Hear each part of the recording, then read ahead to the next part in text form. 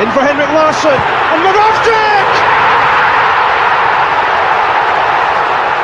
His first goal for Celtic! Here is Shunsuke Nakamura!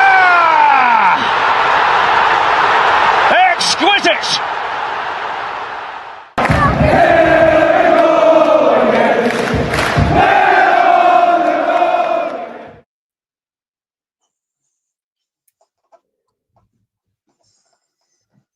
Hello everybody, welcome back to the Celtic Restricted View. My name is Ryan Clifford and join me on this Monday early evening podcast is Alan Stirling and Daniel.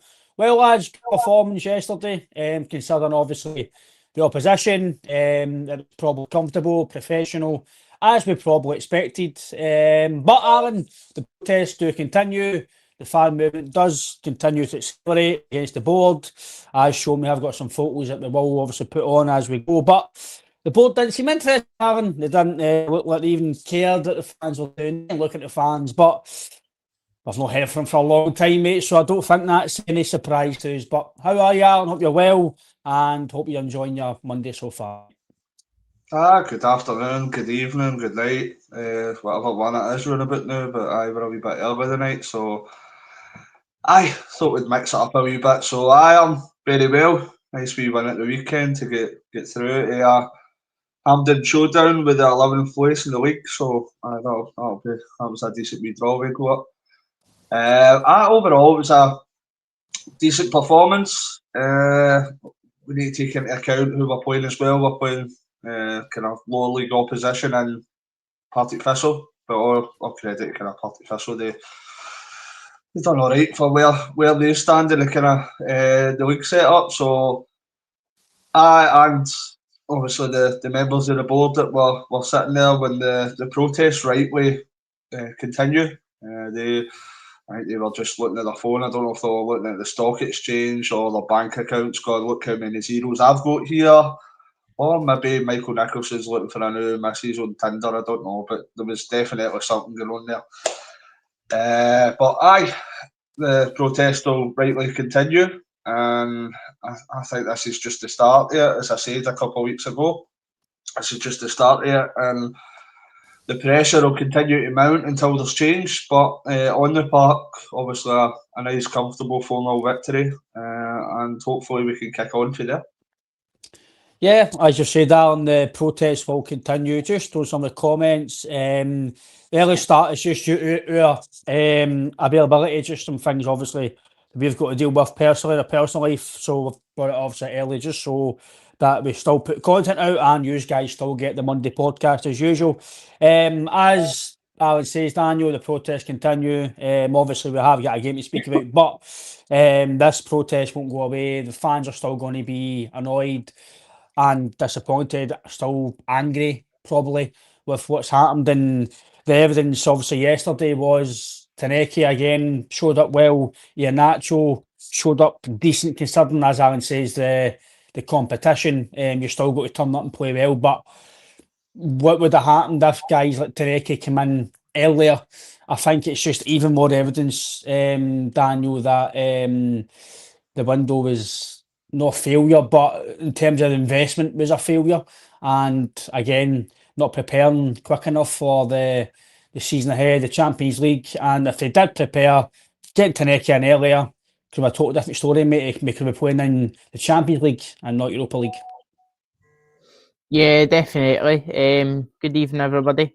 Hope you're all well. Yeah, the players that we speak about that have come in the door now, them turning up and putting in good performances, although, they disrespect to Partick Thistle, but they are lower league opposition. But the more that these players that we have now brought in turn up and put in good performances, that'll just reinforce in everybody's mind that this movement isn't going to go away. And the more that these players turn up and put in good shifts, the more we're reminded of the ultimate failure of trying to gain Champions League qualification and how that came about. So it was a great win for the team through to a semi-final. Can't ask for much more. Don't think they looked out of comfort at any sort of time, and now we look forward to, again, the easy draw at Hampden.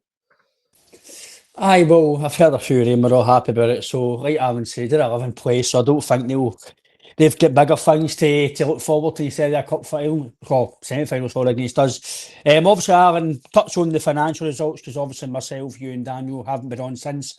It was Sean and JP who went through it quite in a lot of detail. We'll just touch on it briefly, then we'll delve into the game in more detail. Obviously, Alan, the sum of results, financially brilliant, business-wise, as we all know. The board have made us very financially comfortable. The people in the park who score the goals, assists, the players who perform on the park have helped us through that. And obviously, the board have done well in terms of certain things to make us business wise very, very settled off the park. Brilliant. And it means you're able to maybe spend the odd few million in certain players that they did last year. But for me, that's in terms of what I've done in the past. For me, that's finished, Alan. It's what we do going forward. And some of the stuff here, like the year-end cash, 77.3 million still in the bank, and that's without, I don't know if that's including all the sales just yet, but that's not including what could have happened if you did qualify for the Champions League, which would have been at least 28 million to 30 million, then upwards to 40. It just shows you, as Michael Stewart says during his commentary yesterday, we're no financial experts, but if you do your maths and you invest in the club and you make sure that one or two extra players are in with quality, they could be upwards to 90 to 100 million and a bigger economy in the club. And that is it's just fruitful why we're continuing to protest, because that is just, like Michael Stewart says, if you're not really alarmed by this, then it's quite concerning, Alan. It's disgraceful. When you see the figures come out, the anger and fury within the support, it's just going to multiply when you see the kind of results coming out. As you say, they're running a business pretty well, but I'm sorry to say, the fans don't want to see what the bank balance is. The fans don't want to see, oh, we're doing great in the stock exchange, etc. We want to see that on the park, and for us to be that terribly prepared going into a game against Kairat Almaty that got whipped last week after Sporting Lisbon, it's just unforgivable. And that's why these protests must continue. There has to be change. This can't just be a wee one-off and it continues. And I've seen there is comments that say, no, they're not going to take any notice. Trust me, see, when we seen a photo the day how little the European sales have been for the Europa League. If that turns out that half of the stadium aren't turning up for that, they'll notice then. They'll notice when people aren't buying memorabilia. They'll notice when it's public all the time, when it's seen on the news with how many protests that are happening. So it's scandalous. And I think there was a comment I said to you the other day, Ryan. You're looking at the transfers that we brought in, and clearly that Brendan hasn't okayed many of them. You're looking at Inamura, Yamada, Osmond, Johnny Kenny that signed a new deal, and who was the other one? Simpson Poopy. So there's 5 players right there that's come in or signed a new deal. Weren't even in the squad. And that's been quite a high percentage of our business that we've done that's entailed in that, and they're not even involved in that squad. And that just shows you there, black and white, that Brendan wasn't interested in these players. It's people behind the scenes that are pulling these strings, whether that be to keep a financial relationship in Asia, if we're kind of selling Celtic top selling merchandise that's profitable for the company, for the club. Of course it is. I've just said it there, for the company. It shouldn't be the company, it should be the club. It shouldn't be with how much money we're making. Of course it's good to be in a great financial position. Of course that is. But if you can't tell me that there's no a bit more meat in the bone there. You can't tell me that we couldn't go out and spend that extra on Dahlberg instead of kind of scrambling about in the free agent market. You can't tell me that if we've got an unhappy player in the likes of Dyson Maida, that we've known that for, is it 6 months or so, that we can't get the people behind the scenes to find a reasonable replacement for Daizen Maeda. So we just continue to keep unhappy players. We're ready to make a profit on Yang, which I thought was absolutely crazy. And we can't sell him because he's coming all the way back up the road after doing a medical because we can't bring in replacements in the last day. The whole way that the footballing side of the club has been run by the hierarchy, it's disgusting. It's absolutely disgraceful. And that's why there's so many fans. The high majority of our fan base is behind us. We need to support this movement for change because it's the only way that we're going to be prepared going into kind of Champions League qualifiers. It might even be Europa League qualifiers in the next number of years. That's how far we're kind of setting the club back. So I've said that a number of times. It's quite clear to see that the potential we've got is to be matched by the ambition shown by the hierarchy.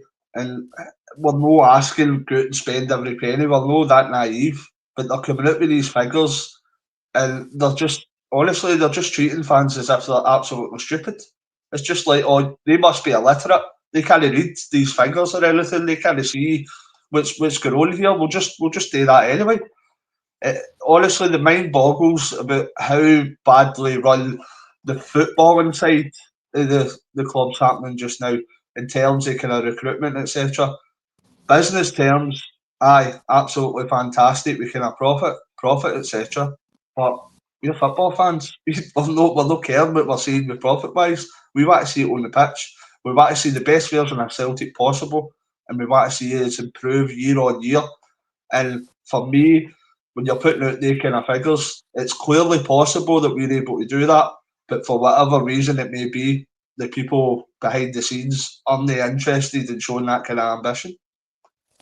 There was obviously a few photos, Daniel, for the game yesterday. There's one there. Obviously, getting the board out, and that's, I think, as well, that's when the cameras panned and the one they turned on, they were looking at their phone. And then there was other ones there. Peter Lawwell went at Celtic. Listen, we all understand Peter Lawwell has been brought for Celtic. It has been. This is one reason why we are, in terms of the business model, in terms of the financial side and the business sense. But as we said, Daniel, previously on here, I think it is time for change with some people. They've been here so long. To be fair, JP and Sean did mention it. JP did mention about Peter Lawwell. They've been here too long. Needs a new direction, new people in the boardroom. There's some of the results that have obviously under the stewardship of some of the board and Lawwell. For me, Daniel, the full thing is this isn't just a reaction because we've not a good summer. You look at Brendan Rodgers' first year when he came in, I think only one or two have been starters. Schmeichel, and I think that's it. Roughly, give or take. It's Kasper Schmeichel. And he signed that have been playing every single week. I'll need to actually go and look at it properly. But for what I can remember off the top of my head right now, like Palmer's away, Lagerbielke, Kandarovsky, they're all away. Some of the guys are leaving in the squad, and then they've been loaned out and blown back in, loaned back out. So for his first spell, I think it's his first window, by the top of my head, it's Kasper Schmeichel that's played the rest of the games, because obviously Vickers was Ange, Johnson was Ange, KT. That's obviously KT, Schmeichel. There you go. But Schmeichel was his first time. I think there's only been one or two that have played continuously. The rest have been sold or have been in and out of the team. So that tells you that the windows haven't been great. Even it's been Ange's team that's been carrying this team, and McGregor, etc. And obviously, what people will criticise. I've seen people criticising why. I heard it on the game yesterday, and I've seen people talk about it as well. Oh, but Arnie Engels and Ida and Trusty, they spent 26, and why is that? Maybe why they're not? Well, they weren't failures. As much as I might not have been Ida's biggest fan, I was a fan of Engels, I still am, but he's got to do more for me. Trusty, he's got to do more to get in the team, obviously injured at the moment. But they three guys did contribute to a double, and they nearly beat Bayern Munich. Arne Engels had his best season ever in terms of data, stats, assists. Trusty done okay in Europe for us, done all right in the league, certain games he wasn't good. Ida, love him or hate, no hate him, love him or loathe him, he still got 20 goals. He does score 3 in Champions League. He still helped you in certain games to help you. So they weren't failures. You spent that money, good investment, but you've got it all back. You qualify for the format, you won a double, all the merchandise for the players, everything goes with all that. People buying strips in Ireland, probably people buying in Belgium because of Engels, trusted down south. Everything all goes with that. Merchandise off the park and on the park. You get the performance levels and you're paying more money for the business side. So that investment, technically, no matter what we think about as players, Daniel, that investment has worked. So why then pull it back? See this, I don't get why people are saying, Daniel, that because you spent 26 months, but they weren't failures. Last season was a successful season, apart from a cup final defeat and penalties. Last season wasn't a failure. So to say that it's excuses for me, Daniel, or because Brendan might not be committing, or because we spent that money in knowing maybe the most impact of players, they still help the team. So why would you then go, do you know what, we'll maybe go to half of that and maybe just spend £13 million?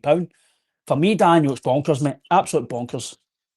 Yeah, definitely. And I said that on here just after the cup final that the majority of the big names in that Celtic team are standout players. It's still a very Ange team, like the nucleus of the team. We are better players. And the windows since Brendan have came back have been poor. I mean, the evidence is there. Like you say, there's only 2 consistently off the top of my head that he's brought in that have stayed in the squad or been put straight into the team and stayed there. And that's testament. Like, people are saying, or like you say, is about Arnie Engels and Ida and Trusty.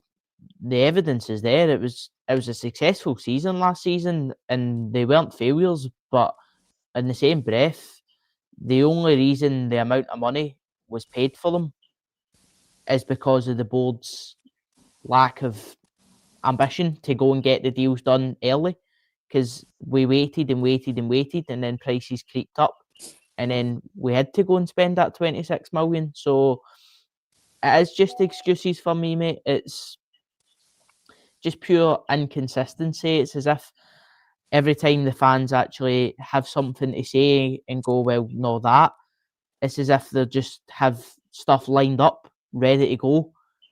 Like, oh, boom, boom, boom, boom, boom. And then they're treating us like idiots when we're actually going, well, no. So for me, that's the biggest thing. If the reasoning for the board not spending money is, oh, but we spent 26 million on 3 players and you're calling them failures, they're not failures, and it's their own fault that we had to spend that amount of money. And then about Brendan's future, I think James McFadden hit the nail right in the head the other week. It doesn't matter who the manager is in that dugout. If you want the team to do well, you give them the money. Yep. It doesn't matter if he's going to be there. Would you rather leave a good squad for whoever's coming in the door? Then it doesn't matter. We'll just go and rebuild. There's no guarantee that a rebuild will be successful. So it's just a negative attitude. Daniel, just an example. I know it was different, a different manager that came in, but that season that maybe failures would account for a Yeti, Barkas, like Shane Duffy, loan fee, etc. Does that mean because we've been bitten in the transfer market that we shouldn't have went and got Kyogo that following season, or we shouldn't have paid the money for Jota or whatever? It doesn't work like that. It needs to be more positive. Yeah, you're going to get transfers wrong. Right, these players might not live up to the expectations of the finances that brought them in, but that doesn't mean the next £11 million player that we bring in, if we ever pay, doesn't mean that he's going to be like Arnie Engels. It doesn't mean if we spend 9 million on Dolberg, if we did that, he's not going to be the exact same as Adam Ida. It doesn't work like that. You might get a few mistakes, but that doesn't mean you just shut it all down and say, no, we're not spending any more money now. We still need to be positive. We still need to move forward. And for me, if that is any kind of excuse, it's just absolute nonsense because it just screams negativity. Aye, I think you two are bang on, lads. And obviously, Michael Stewart was thought he was brilliant yesterday. He was bang on the money, and him and Chris Sutton are well with the fans. And see, when you see ex-players and pundits and players who are in that type of line of work and play the game, and they're kind of backing up the fans, for me, Alan, that tells you that you're backing in the right tree, and the fans are right. But obviously, the matters of the game yesterday, Alan. What was your thoughts of the game after the match? Obviously, for me, it was professional, comfortable.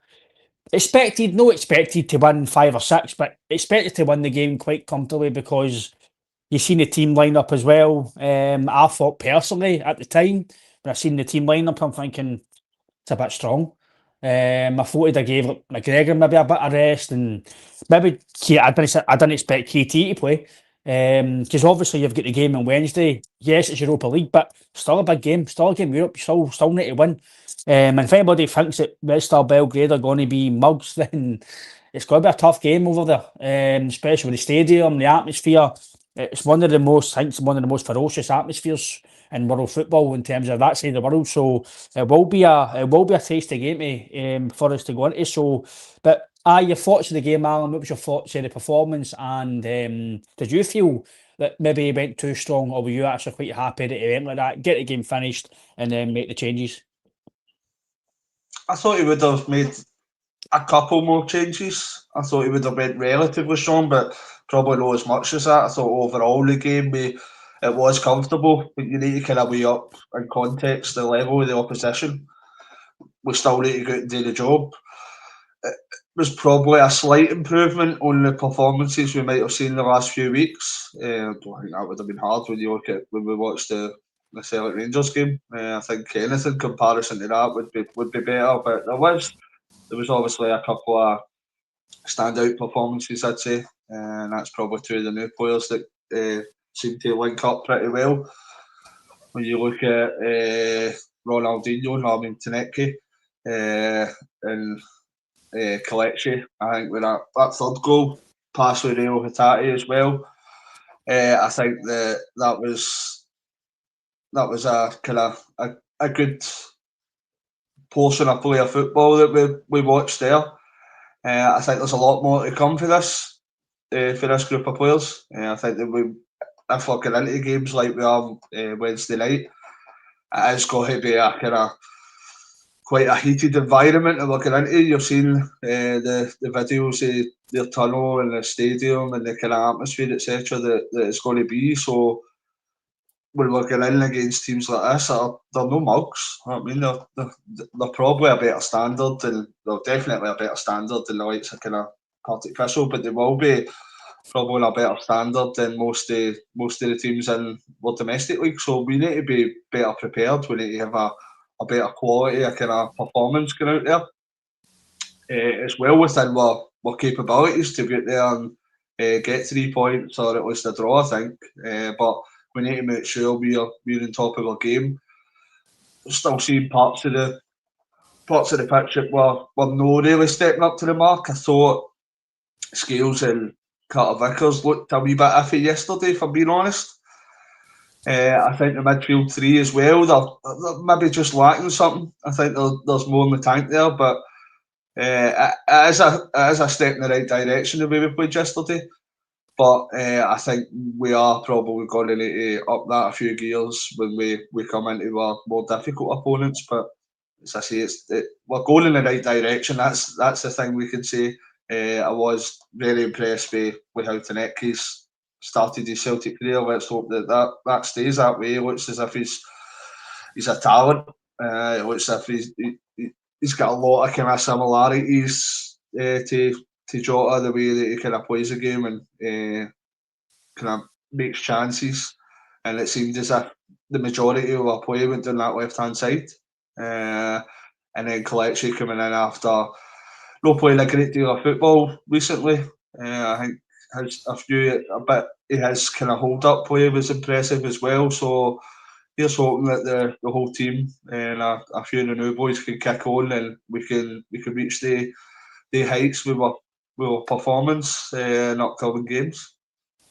Yeah, I do agree with you, and I do think Vickers and Scales are a wee bit below the standard you would maybe expect. But maybe their eye after the ball. I don't know. Maybe they thought it was too. I don't know, but I do agree with Alan there, Daniel. That maybe that's the only position I would say was a wee bit suspect yesterday. Some of the passing and defensive work, but obviously it didn't come to anything. We kept a clean sheet.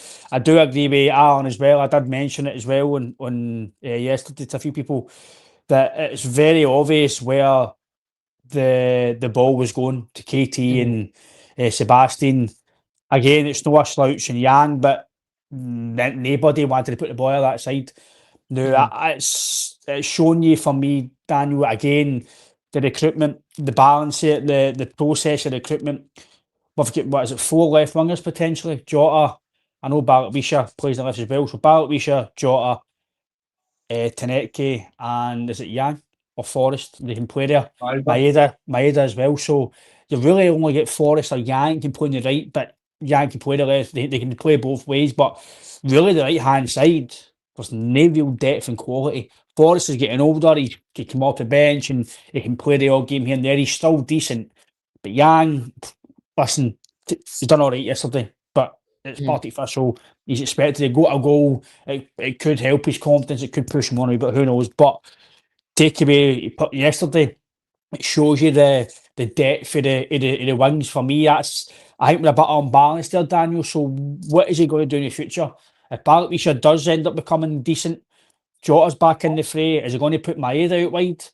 Because Iheanacho, say he starts scoring goals, you've got a good dilemma maybe for the manager because it's strength and depth in certain areas, but they can't all play. So what do you do? Do you put back? We should attend. Do you play Maeda? What do you do? Because there's so many unbalances there, mate. But that is for the future. But it's just a wee inkling again about the unbalance of the recruitment that you've signed already left wingers and no signed really what you needed, and that was a right winger, Daniel. Yeah, definitely. Like you say, it was pretty evident that the difference in quality, I would say, with the ball moving down the left hand side so often, and it is a wee bit. I'm not going to say alarming because it was a very successful result, but for teams in Europe, like they're going to figure that out, and they're going to figure it out pretty quickly that the ball's going to get looked to move down that left hand side. And they'll know that we've not got the greatest strength on the right hand side now. So it runs the risk of becoming a wee bit one dimensional. But like you says, if we get people back, I mean, I know we've seen Jota play on both sides previously. So, but it's just one of the things. It's like a thought in the back of the mind. We mentioned that when the transfer window did close, that you put that graphic up and the difference in like left side's stacked, but on that right hand side, there's only 2 established right wingers, and it's a wee bit worrying. But listen, these guys are professionals. Do you know what I mean? So if it does come a time where Brendan's saying, I'm going to try you on the right hand side, it's up to the players to step up and show that professionalism of, all right, I'll try my best. Because I think we all agree if a player's playing out of position, as long as they give their best, we don't mind.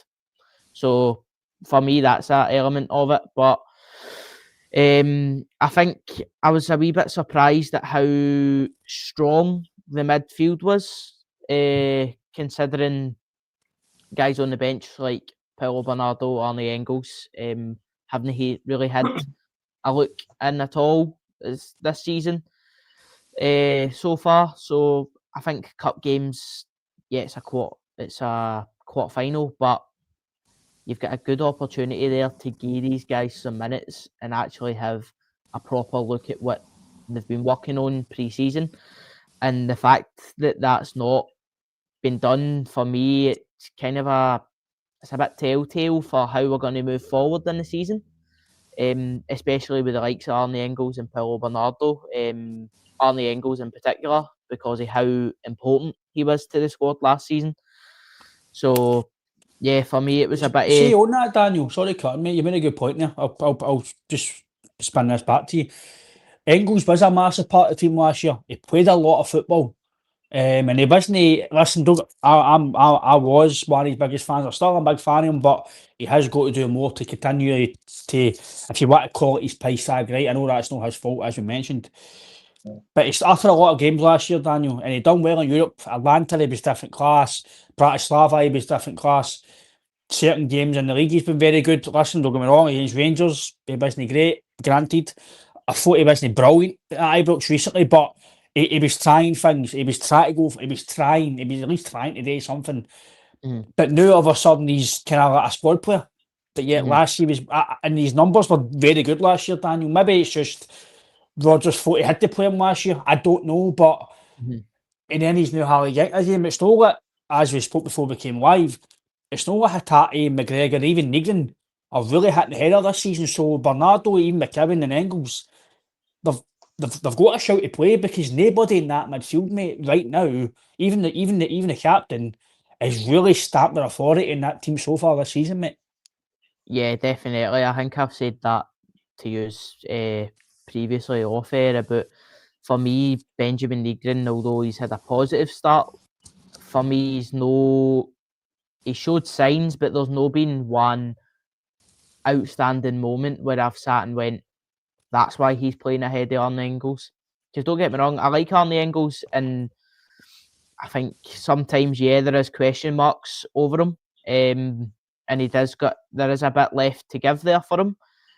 But that's to touch on what you said there. That was the big thing for me at Ibrox. He was the player that was looking, although it didn't really come off, getting that ball into the box early, getting that forward pass off early, and actually looking to create. So for me, there's no been really a moment where I've sat down watching Benjamin Negrin and went, wow, that's why he's starting ahead of him. So it's just one of those things, like,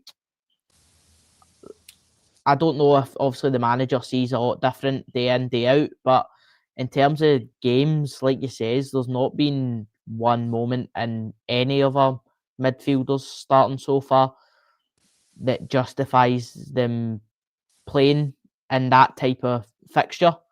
Because we see the rotation and goals as well, obviously. So why have these guys not been given an opportunity to go and showcase what they can do? Paulo Bernardo in particular, because he's not really had a sniff at all so far this season, and we paid good money for him. There was a lot of hype in making that deal permanent, and he's not. Albeit sometimes, he does leave a bit wanting, but he looks fired up when he is playing. He looks like he wants to get in about it, and I really like Paulo Bernardo. I think he's going to be, if he is still in the fold, a fantastic player for Celtic. But like you says about Callum McGregor, I think for me, with the aggression and drive he shows with the ball, he should be in that position, or even trying in that position, to look for the future, because whether we like it or not, Callum McGregor is aging. I think some flaws are starting to creep into his game more consistently now. So he's took a break. He's retired from international football to focus on his Celtic career. So why not give him a hand and give him a wee rest in that type of fixture? Like, I'm not disrespecting Partick Thistle, but they are weaker opposition, and we do have a big game on Wednesday night. So if there's any opportunity to rest your captain, or even give him less minutes, that's your time for me. No, I agree with you, Daniel. I did say before the game that I was surprised McGregor played. I was surprised KT plays, but now I understand why, because he's building up fitness. The manager says it.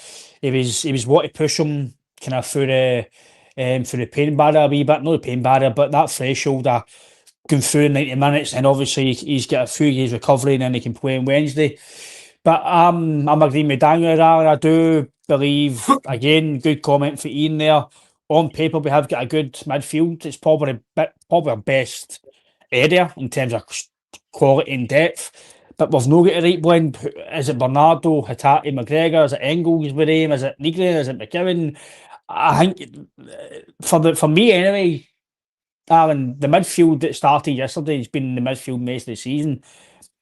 They're good players, but that blend, I think when you play against the better teams, I'm agreeing with Ian. I think the blend isn't. They're all good players, but I do think again it's a dying breed, and I don't think we'll ever be it because unless we change the way we're going to play football and in terms of the transfer policy, in terms of the players you sign, I know it's years gone past, but a Brown, Wanyama, a Kayal, we've no go. Now, I'm not going to sit here and tell you what play to get. That's not my job.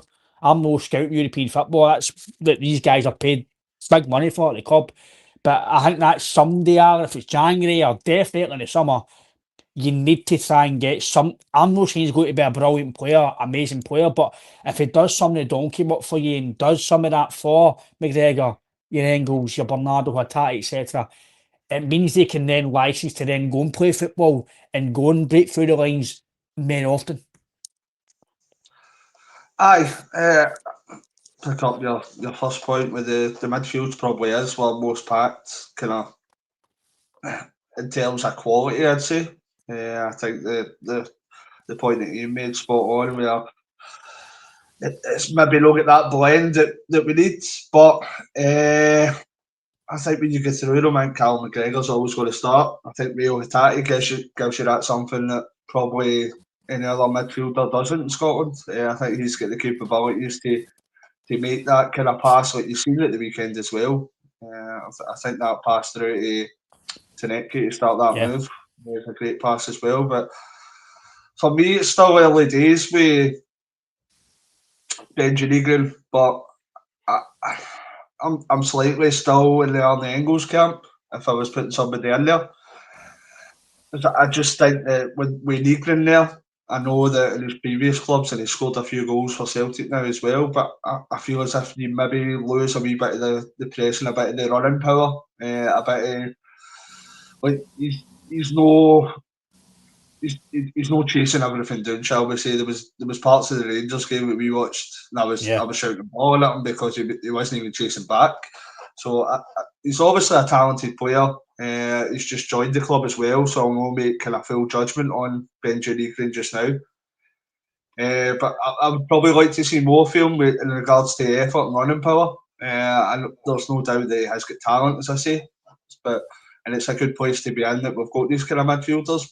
When Bernardo came in on loan as well, I was one that said on this channel that he was exceptional for maybe 3 or 4 weeks, and then he just completely went off the boil. It was very inconsistent, and you were thinking to yourself, it's obviously a young and upcoming player coming to Celtic, new club, bigger club, etc. Go for it, Sparrow. I go with that. But you thought that consistency would maybe build when he's kind of get more experience and getting that year or two older. He's maybe not hit the heights that we can see that he's capable of. Here's hoping that he can kind of kick on this year. But I think Brendan, as I said earlier, I think Brendan's pretty stubborn with that. I think that's probably going to be the main midfield three, barring any kind of rotation, any injuries, any suspensions. I think if everybody's fully fit and available, I think that's probably the three he's going to go with, because you see he's like that. He is pretty stubborn when he gets his kind of starting lineup. So, I think we can expect more from our midfield, because I think we all know that when you're looking at Callum McGregor and Rio Hatate, I think you can see there's more to come for them. We've seen that in the last few years. They've not really hit the ground running this season so far. So I would expect improvement in the coming games for them, and hopefully that comes with the likes of kind of Benji Negrin and Bernardo, Engels. McCowan gets the goal again. I think he's been a great buy for £1 million. He always seems to come on and make some sort of impact. Has he got that upper echelon of quality that he merits like a regular starting position? Probably no for me. I think there is players there, but if you compare him to Rio Hatai, I'd be putting Hatai a few levels above what McCowan. But that's not a slight on McCowan. We're putting for £1 million for Dundee, and then he continues to kind of get assists and score goals for us, and he makes an impact when he comes on, or when he has started as well games. He does put in good performances. So I think we were midfield are maybe not playing their best at present, but you can see that we have got quality and talent and the 6 players in that midfield. So it's a good place to be for that midfield because it is stacked, and hopefully all these guys kind of kick on for now. Yeah, it is stacked down, definitely is. I do feel McKibben, I actually think he is better off the bench as an impact player, and that's not saying he's not good enough to play. I just think there's certain players, like even Yang, I think Yang's better off the bench because he is quick, he can be sharp. Who's bench? No, your bench. I don't know bench. No, ideally no, but I think Yang is better off the bench. I think when he starts, I know he done well yesterday, but I've said on here before, I see him better as an impact player off the bench.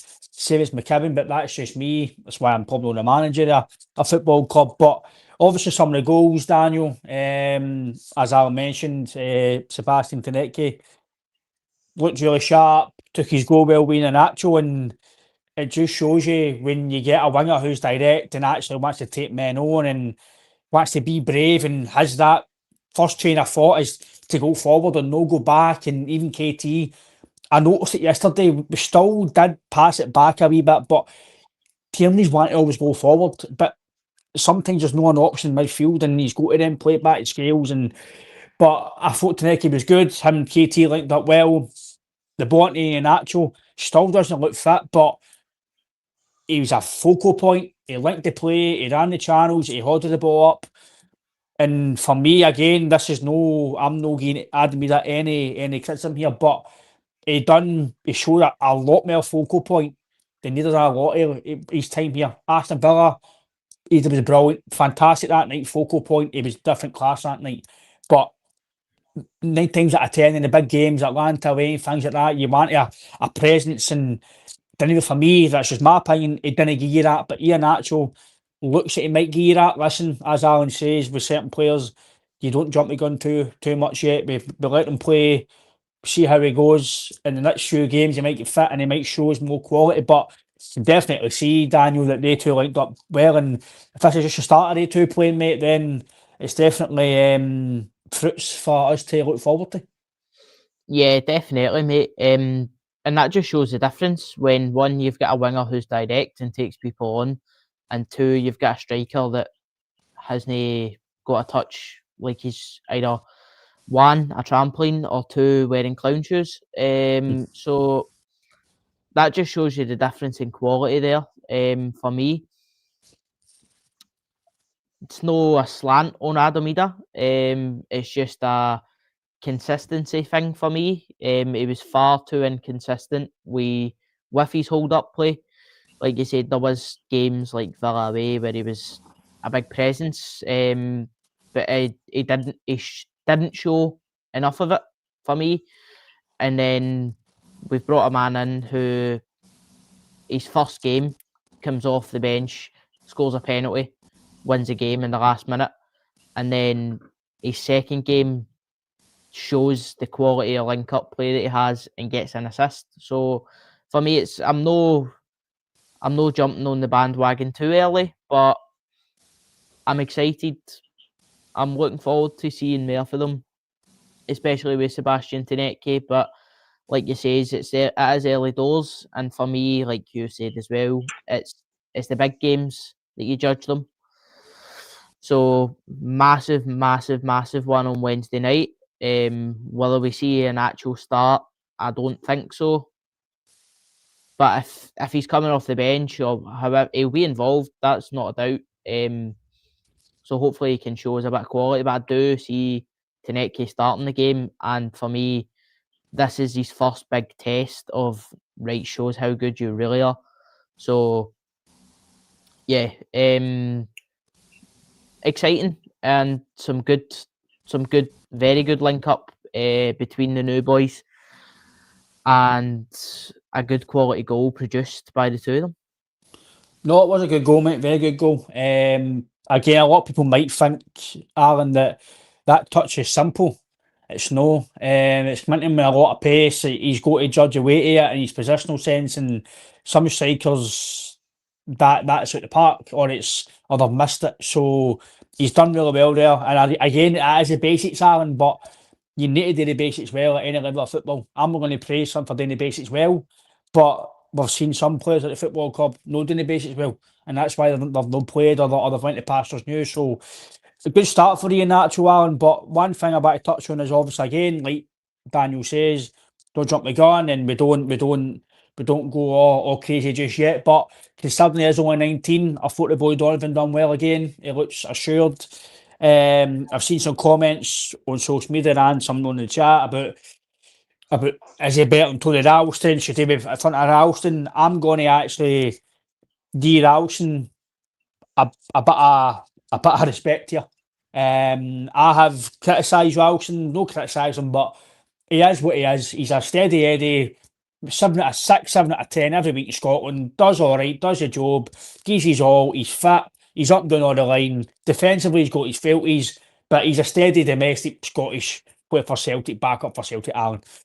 To say that after 2 games now that Donovan's now the man and oh, he should be playing for Celtic, and he's played 2 games against okay opposition. Ralston's played for Scotland. Ralston's played in. I think you've got to, as much as I'm not his biggest fan, I think you just need to say, right, Donovan's done well. He looks a decent prospect. Let's see how he goes. But to then narrate away saying that boom, he's ahead of Ralston because he played 2 games, bear in mind the boys have been at loan. If Ralston was injured and there was Johnson, so the manager still thinks that Ralston's far better than Donovan. Because Donovan wouldn't have been getting loan if that was the case. Ralston would have been binned and behind him in the pecking order. But that's not to say that he's not a bad player. Donovan, or he will potentially. Brendan says he's got personality to beat Celtic, which is brilliant. Hopefully continues to get better. But I think maybe some of the fan base maybe need to put a bit of respect on Ralston's name. Aye, he's no brilliant, Alan. He's no Danny Alves, but I think in terms of what he's done at the club and what he will continue to do for the club, maybe a wee bit of respect to no just shove him away right away. Aye, and you've got to take into account Ralston's experience as well, and he's never been a player that I've thought it's brilliant. I always thought that we could maybe do a touch better when you look at backup. And I know there'll be a lot of Celtic fans that'll be saying about Donovan or about Tierney come in right away, and he's kind of, I think Tierney's probably a different level. I think that you said there, Ryan, that the plan was for Donovan to go out on loan, so he wasn't immediately in the manager's plans. He has come in and done a job, but again, you need to caveat that with the context of who you're playing. We're playing Partick Thistle, right? It's no, he's done well. Fair play to him. I love to see kind of the youth get a chance. You want that to happen. You want us to be producing young Celtic players that can come in and either make you a few bob or they come in like Tierney did to start with, like James Forrest has, like Carl McGregor has, and they make themselves a kind of a permanent fixture in the Celtic squad and first 11. But I think there's a fair bit to go with Donovan. I think it's just come down a wee bit. I think he's only in here just now because of necessity. I think if there wasn't an injury to Alistair Johnston, or probably Tony Ralston, I don't think he'd be getting anywhere near as much game time. It could be interesting to see if he plays during the week, because we know that Saraki can play at that side as well. Same way he can play right back, so I don't know if Brendan would choose to go with the more experience, especially going to a pretty hostile environment. So it's good that he's got some game time. It's good that he's coming in and he's playing pretty well. That's what I was going to say about Iheanacho. It was a delicate touch. It was with that goal. I think that takes quite a bit of technique to get that delicate touch just right. I think when you look back at the look at I'll just batter into him anyway. I know you still want to down Adamida, but that would have, if that ball went into him, it would have ended up back at Sinisalo with his first touch. That's what usually happened. How many times did you see it? Like bang, boing, it was like pinball off his feet when he tried to take a first touch. So, you want to see many of these players before you make a full judgment. But I think the first thoughts that we're having when you look at kind of Tanecki and Iheanacho, they are positive. I think if they adjust and adapt to the football club, the way we play, etc., I can only see them kind of get better. But you have seen that before, that players come in, they make an immediate impact, and then their kind of form falls off a cliff. So it is just seeing this for over a prolonged period of time. It's just to see if they can keep up that consistency, then we'll all be happy Celtic fans. But it's just kind of take it game by game and see how they go on. I think Alan's right there, Daniel. Obviously, with Tony Ralston, I think if he was here, Donovan would have probably got more game time if he went to Dundee, and he might have played a week for Dundee. But you've got to say fair play to him. He's come in, took his chance. He has played well the last two games. We will touch on briefly the game in Europe and obviously the reaction to the draw for the semi before the end of the show. But Sriracha, could he play there on Wednesday? Who knows? But on Donovan, Daniel, no doubt about it, he's obviously one of the better youth players. The fact that Brendan's kept him in the team, a lot of the youth players have been kept in the team, like the boy Ricardo, they're all back in they're all back into the B team. Mitchell Frame left to go to Aberdeen, so he's one of the ones that stayed in the squad and still here. So that's obviously a very, very high praise for him. He says he's got the personality to play at Celtic, but obviously ability obviously goes there, and he is right that if you've got the attitude and you've got the personality, the ability can help you towards that. But I think Donovan, he's got to have one of games before we then go, right, maybe he is better than Ralston, maybe he is the better option. But for me, just right now, just in terms of, like Alan says, experience, if Tony Ralston is fit and AJ's no, Ralston plays on Wednesday, so due to his experience, and no, it's not always ability, but his experience of playing in the games. I've been critical of Ralston. I think that's his standard as Scotland. I don't think European level he's no up to it, but experience does count, and being in the environments, you'd rather have an experienced Tony Ralston who's played in Scotland, played for Scotland, played in European ties, played in big games in Europe for Celtic. You'd rather that than a 19-year-old who's not experienced it. And like we've all said, the environment could be quite hostile during the week. So do you really want to play a 19-year-old? Listen, it could absolutely take his Celtic career forward. It could be the best thing ever happened to him. But what is your thoughts on Donovan, mate, so far? Yeah, I think with Kobe Donovan, it's a very positive start. He's been handed an incredible opportunity, and by the looks of it, he is determined to grab it with both hands. For me, it's far too early to make any judgments of is he better than Anthony Ralston? Should he be that number two? And yeah, like you says, I think if Anthony Ralston is fit, he does play on Wednesday night because of that experience. I mean, Tony Ralston's experience of playing in these types of games started at a similar age that Kobe Donovan is now.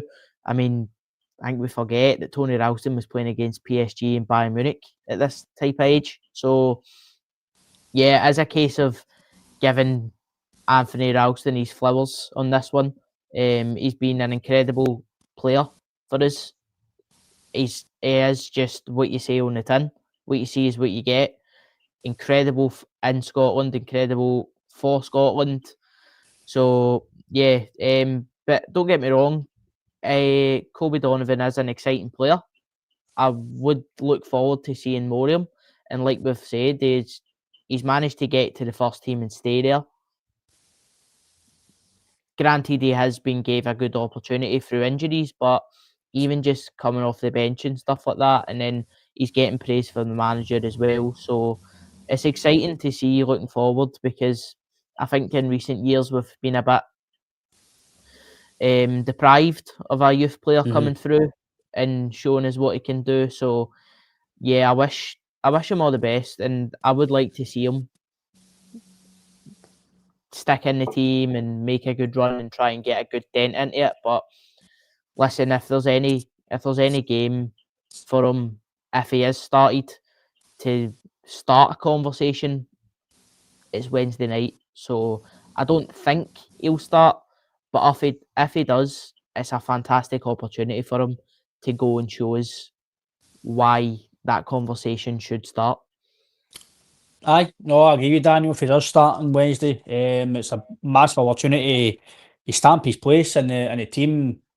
If Fred Alston, listen, we all know how good Johnson is, but if the boy is playing well, Johnson's then got a fight in his hands. As much as we listen, I'm all for. Doesn't matter if you're 16, 17 or 37. If you come in and play well, then and you deserve to continue. But the way as we've spoke, Alan, Rodgers is ruthless at that. You've seen Nerofsky playing 3 or 4 games in a trot. Brilliant.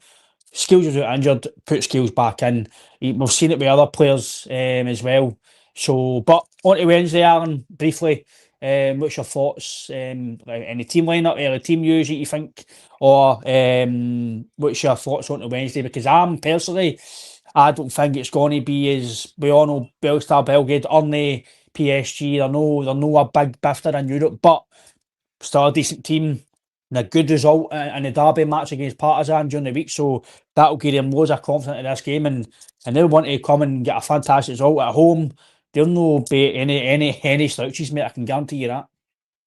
No, it's going to be an extremely difficult game, especially the environment.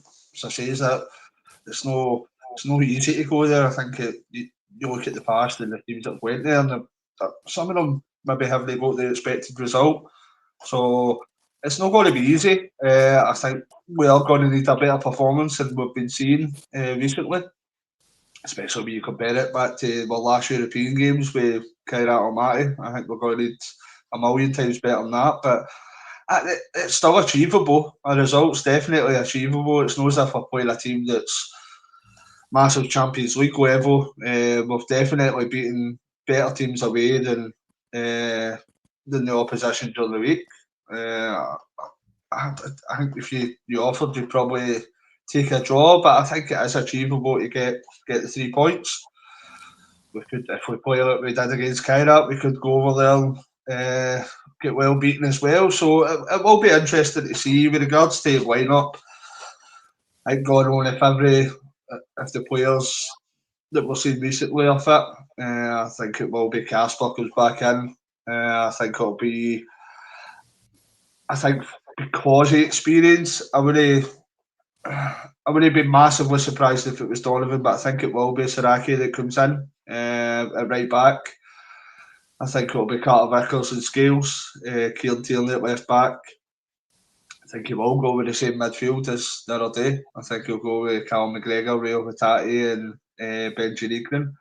And it's interesting up front if Kelechi's still, if he's fit enough to play, I'd start him.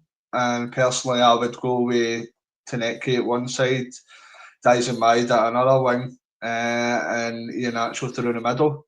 Whether these guys are kind of fit and ready, we'll not know until the press conference tomorrow probably. But as we sit just now, that would probably be the team that I would go with personally.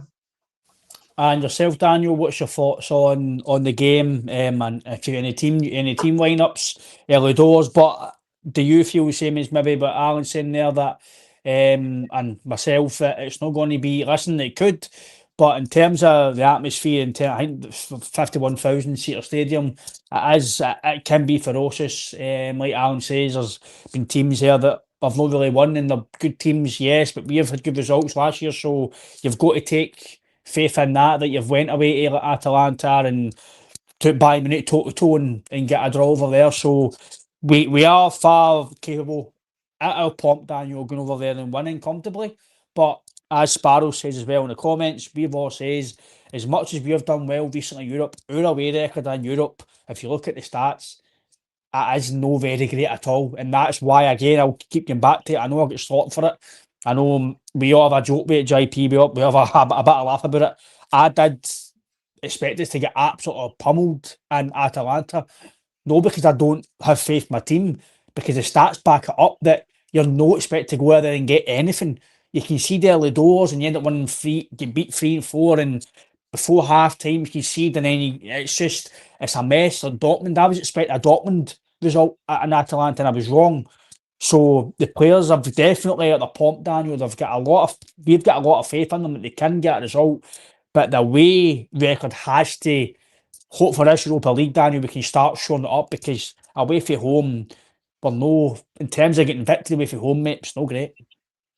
Yeah, there's no point in beating around the bush. The away record in Europe is absolutely honking. And I think after seeing Kairat Almaty, we are capable of going there and getting the victory. But for me, recently, Kairat Almaty is still in my mind massively. So we're capable of doing it. We're definitely capable. It's whether we actually go there and do it. For me, listen, I'd take a draw, because that atmosphere, it's going to be so hostile, and we've seen nothing's a given. We've already seen it this season. So for me, yeah, it's going to be a tough one, but I do believe we have the capabilities there to get a positive result. It's just whether the team on the night actually goes and does it. So yeah, I'm not walking into it expecting, oh my God, Celtic are going to come out and smash them. It's unrealistic. For me, it's going to be a very tough game. It's going to be a very hard fought game. But I do believe that Celtic could walk away with a victory if they turn up. Just on a team, I think for me it's the same goalkeeper and backline as Aaron. I think midfield we might see something different. Do I think it's going to happen? No. I think he's going to stick with that three. But for the front line, I think we are going to see Dyson Maeda start through the middle.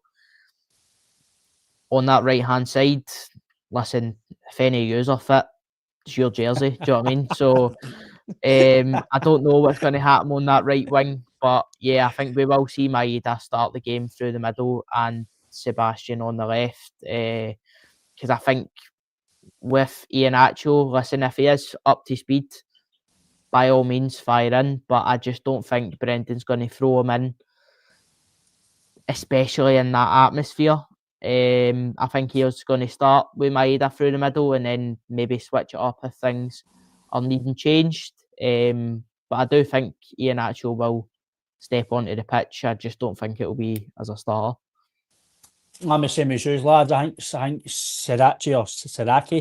I think he'll be right back again. Made a good point. He's experienced. He's played in Europe. He's played for European teams. So I think the experience would count in this game over Donovan. But again, would I be surprised?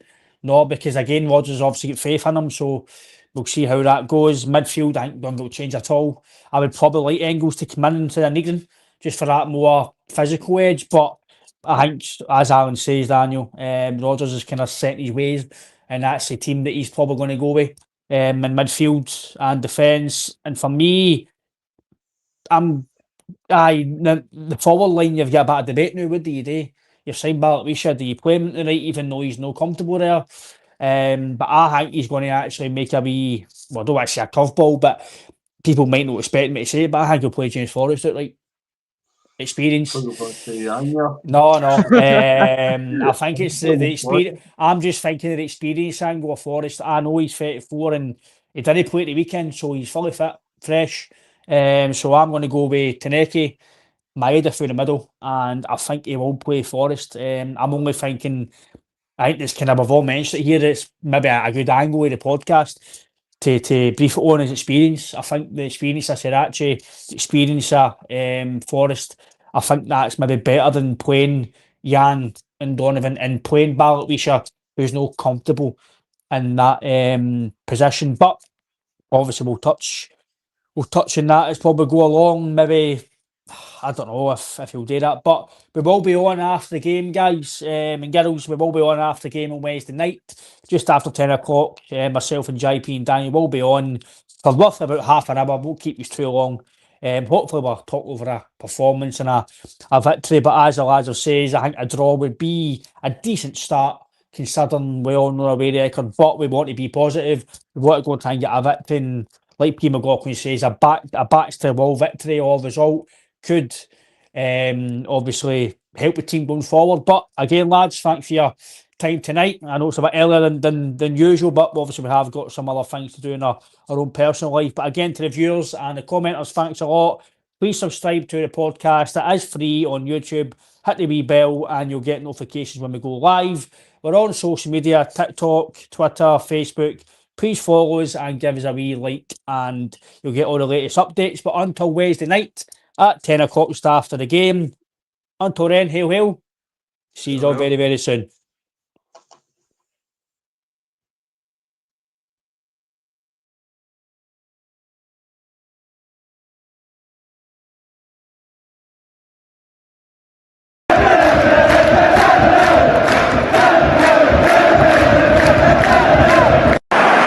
Sets up Larson here.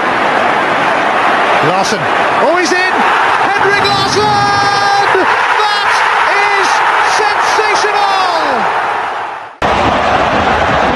O'Reilly. How about that for a pass? Jota! How about that for a finish? That is Jota for you! In for Henrik Larsson. And Montage! His first goal for Celtic! Here is Shunsuke Nakamura! Exquisite!